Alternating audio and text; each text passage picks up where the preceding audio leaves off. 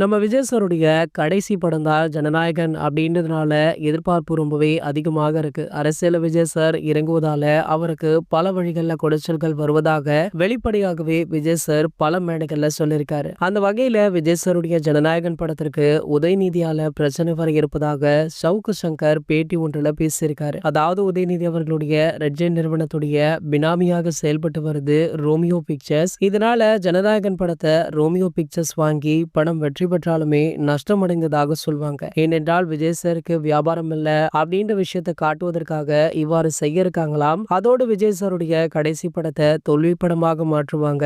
அதே போலதான் விஜய் சாருடைய வாரிசு மற்றும் அஜித் சாருடைய வலிமை படங்கள் ஒன்றாக வெளியாச்சு. இதுல வாரிசு படத்திற்கு கம்மியான தேட்டர்கள் மட்டுமே ஒதுக்கி இருந்தாங்க. இவ்வாறு விஜய் சாரை வீழ்த்துவதற்காக உதயநிதி சதி செய்வதாக சவுக்கு சங்கர் அவர்கள் பேசியிருக்காரு. அவர் பேசியது இப்போது ஏகே ரசிகர்கள் மத்தியில அதிர்ச்சியை ஏற்படுத்தியிருக்கு. இது போன்ற சினிமா செய்திகளை பத்தி நீங்க உடனே தெரிஞ்சுக்க நம்மளுடைய தளபதி 360 அப்படின்ற நம்ம சேனலை சப்ஸ்கிரைப் பண்ணிக்கோங்க.